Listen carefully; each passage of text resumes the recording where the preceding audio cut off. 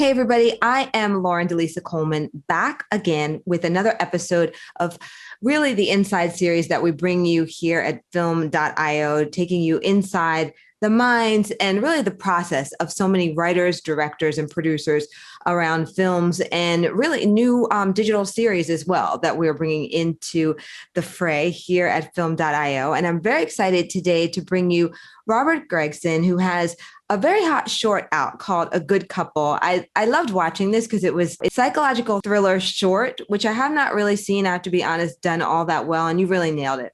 Let's get started, I think, first with like kind of a synopsis for the film for our viewers, and then kind of, get a little bit more into the process and your background, which I also find very cool. So let's go for it. Perfect.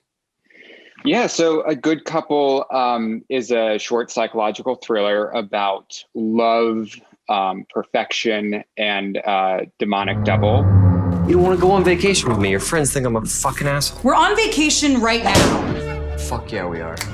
And it's about a couple who have a blowout fight during their anniversary getaway. And while the boyfriend disappears all night, the girlfriend realizes that she's probably not in love with this guy. And then when he returns in the morning, he is an eerily perfect version of himself. And she starts to suspect that he may not be her real boyfriend. Thank you for that synopsis. I think it's a great one. I mean, it's just so interesting. I think I'd love to touch first on like this theme of perfection and kind of having the right image and being meeting everybody's expectations.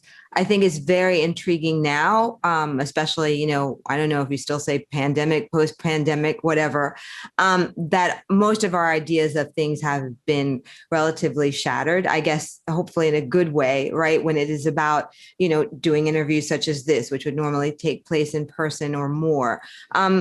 What kind of drove you to do this film and kind of zero in on that topic? Because obviously you did it well before the pandemic. So what kind of brought you to this?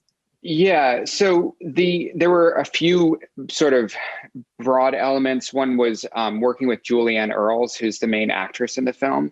I had actually directed her in a few pieces for the UN, and we both loved working together and wanted to make something. And then I knew I wanted to make a psychological thriller, and I had an idea for a double and a missing person. And as soon as I started writing the script, I discovered that the double was a perfect version of the main character's boyfriend and really a projection of what she wanted in love, and that the missing person was her real boyfriend. And the rest of the story sort of came organically from there. And then in terms of perfection, which is a big theme of the film, and also the relationship between fantasy and reality, I've been attracted to those films. I think it's something that everyone deals in their life. And we live in a culture where, you can post the perfect picture to Instagram and kind of curate your image. When you're driving in traffic, you can perfectly predict traffic. And, there's so many things that we are trained to have that expectation for. And I wanted to explore it through the theme of love and what would happen if somebody sort of lost that ability to discern between fantasy and reality. Now, how long did it take you to write the film, Robert? Writing was relatively short. I would say 5 days on and off over a month and a half. Wow. Okay. So really, in many comparisons, relatively quickly. Yeah, and it's 13 minutes long, and I was able to share the script with a handful of friends beforehand, and that was really helpful in seeing sort of what worked or didn't work, or what people thought might be fun to see beyond what I had already written. I think it was very tight, but yet felt like longer, and I felt that it was complete as well in terms of a psychological thriller. I kind of feel like that's actually personally my favorite genre, between that and action, but really, psychological thrillers.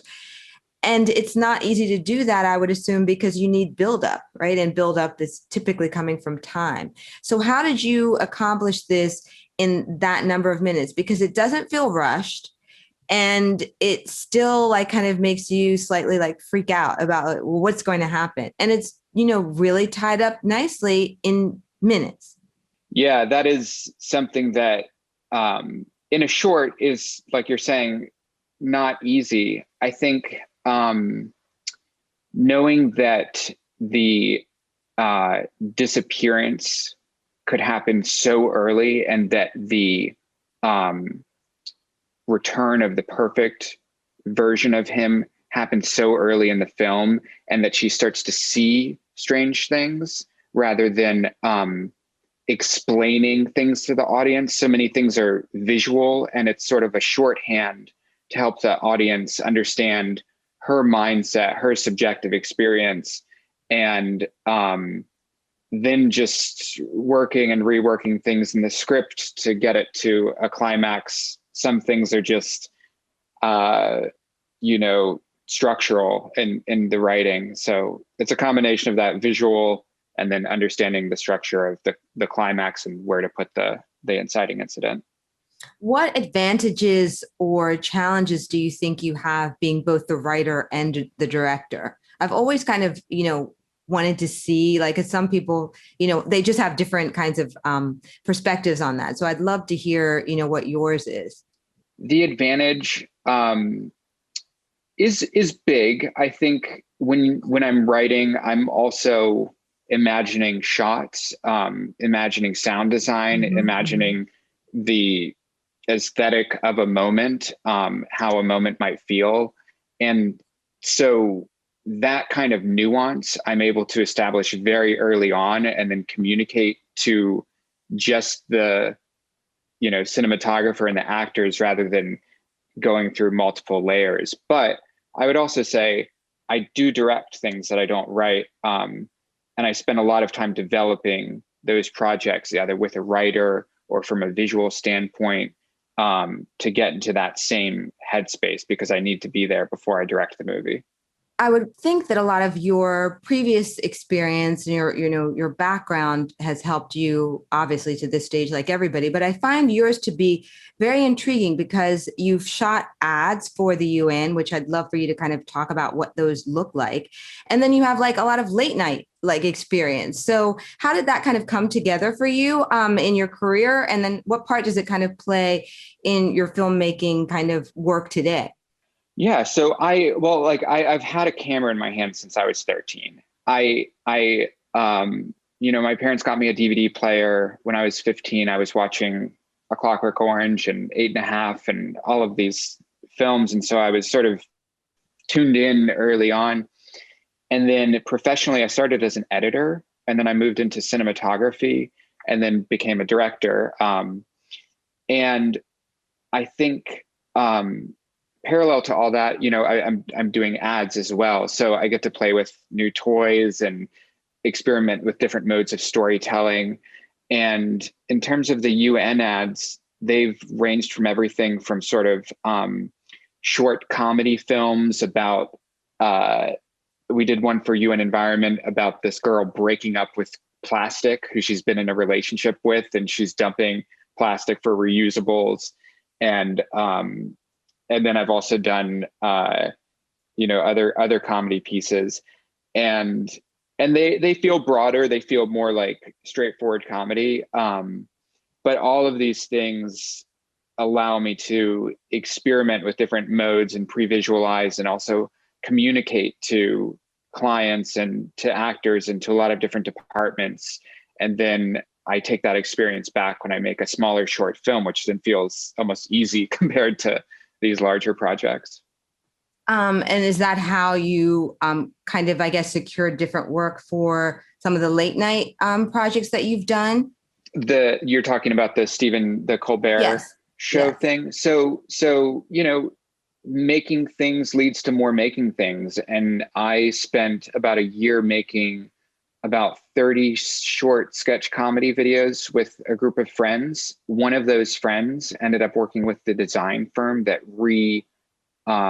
designed the theater that Stephen Colbert is now in. And so they commissioned me to do a short film about that transformation. And but that was through making sketch comedy films. You know what I mean? And similarly with all of these things, making short comedies early on also led to doing that type of work for the UN. So I feel like you have such an ability to play, if you will, in a variety of different spaces. I guess two questions. One, do you have a favorite, or is that like asking a parent, which child is his or her favorite? And two, how have you managed to build your business? Because, you aren't just kind of running around as an indie filmmaker and, eating soup, which that's fine too, but you have a full business too. I'd love to hear how you maybe grew that and how you balance, I guess, filmmaking within, real full on projects for clients. So first, which is your favorite? And then like the business question. Yeah, my favorite types of films at the moment are psychological horror and psychological thriller. My favorite kinds to make, that is.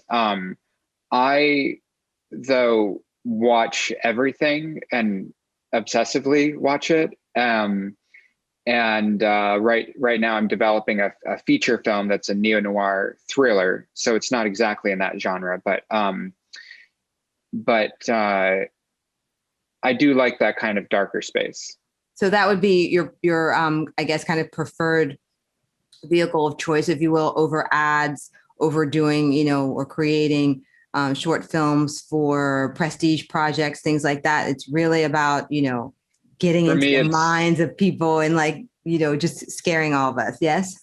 Yeah, I 100% the goal is to make narrative films. And I do enjoy documentary as well. I'll continue sort of, I made, that film on Stephen Colbert's theater. And I recently made a short film on a painter that sort of gets into the subjective experience of abstract painting. And so I enjoy that as well.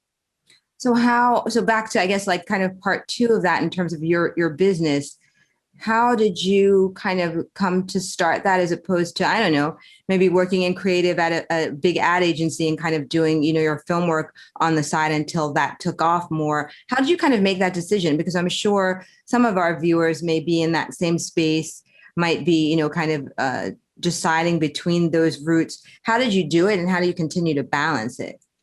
I'm relatively pragmatic. I started, working as soon as I graduated, and I knew that there was this kind of DSLR revolution happening, and that you could have access to cameras for cheap. And I started doing cinematography, and you can make a decent day rate doing that. And also you can sort of weasel your way into directing, because if you have the camera and it's a small project, you can be like, well, I can also direct it. So I started doing that a lot. Uh-huh. And I don't, that's not an understatement. It was every weekend, all the time for years. And then I was still making films and connecting with friends and friends of friends. And one of those people ended up being Benjamin Ryan Nathan, who runs a production company called All of Us Films, and it's focused on socially conscious ads. And so we sort of collaborated and started approaching clients to do ad work, and built up relationships like from the ground floor. And that sustained a lot of my day-to-day work. And then I continued doing freelance work outside of that and using that money to continue making films.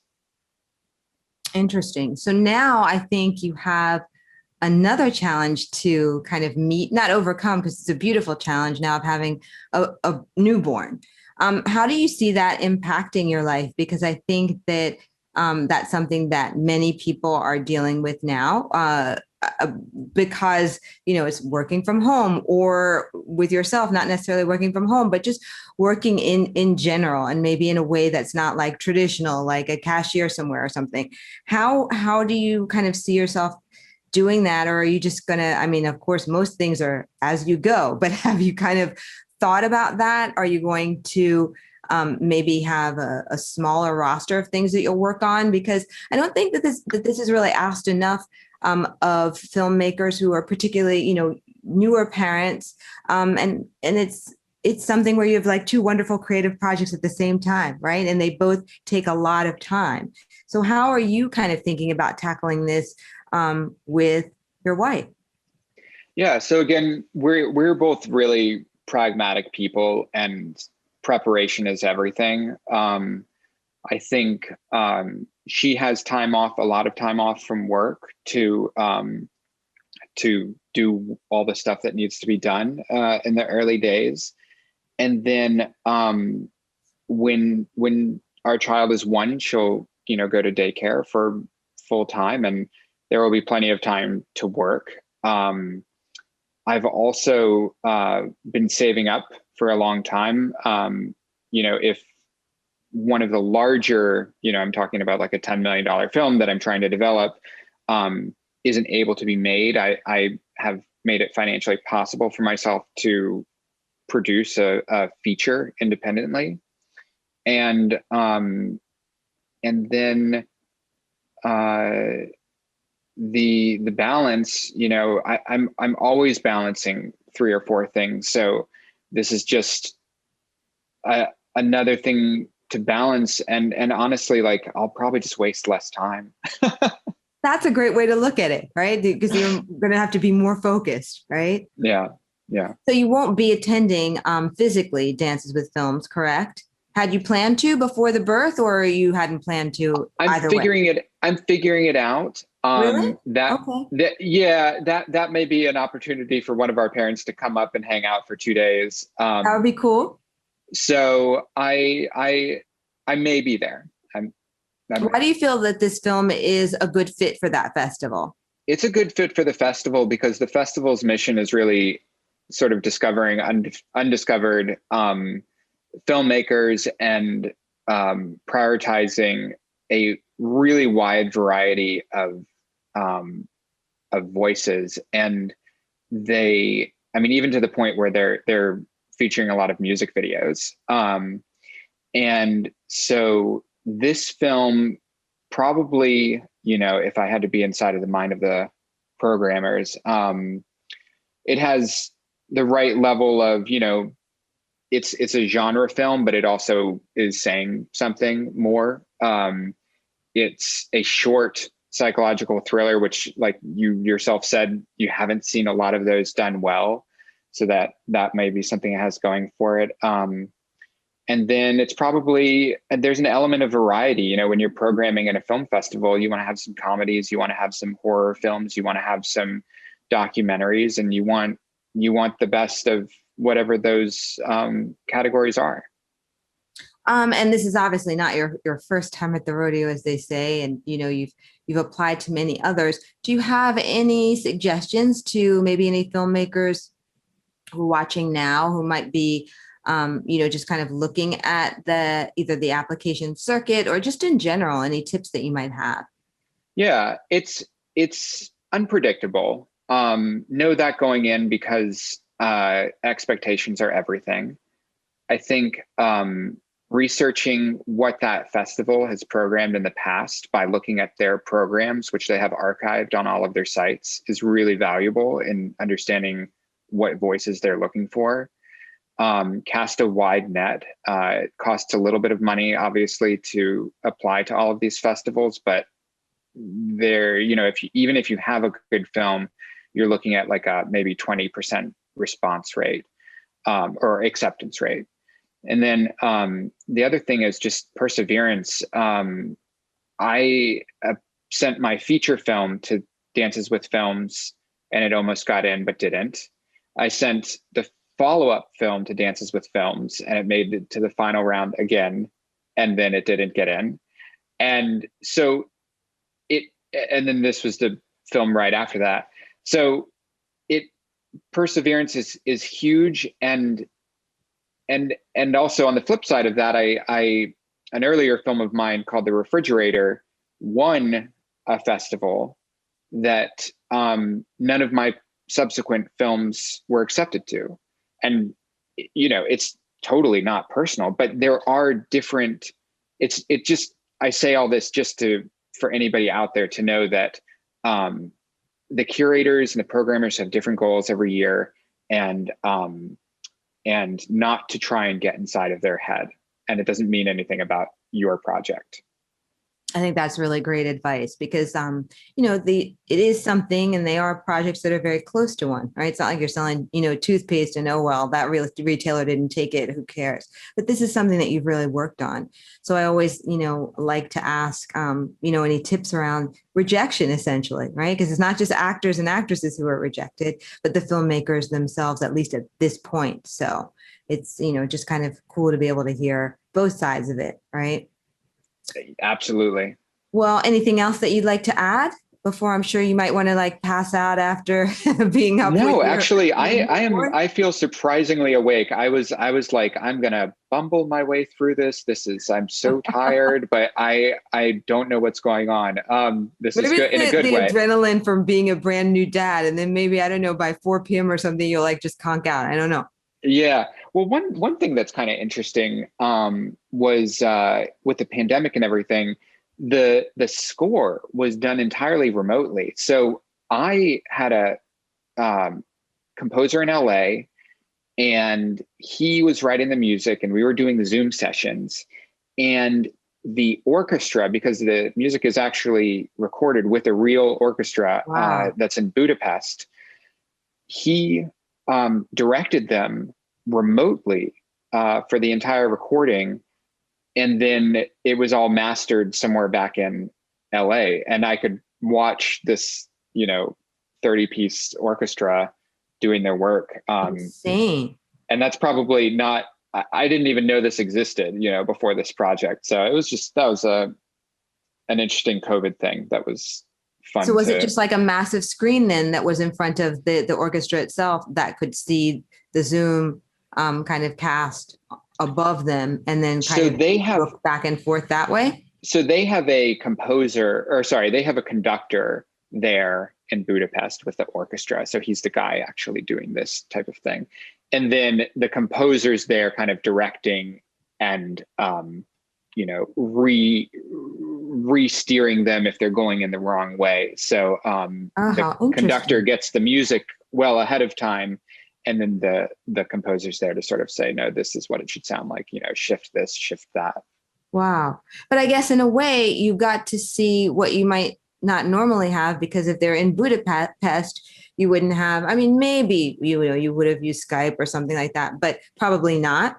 But now that it's become such second nature, you're like, well, let me kind of get a peek at what's going on for my film and really be involved in real time. So that's very cool. Yeah, it was just sort of an interesting thing that I never knew people did. So just putting it out there. Always learning, right? So that's what makes this industry so interesting, is that you never stop. I'm sure even Spielberg, if he's still shooting, which I think he is, you're always going to find something new. There'll be new technologies or new challenges, new things going on in the culture where you just have to adapt, and it turns out to be a great thing. So absolutely. Well, I wish you continued success, both with all of your projects and your new baby project. And I thank you so much for taking the time out. And I hope you have, whether it's virtual or physical or hybrid, a great time during the upcoming festival, and that the film is well received.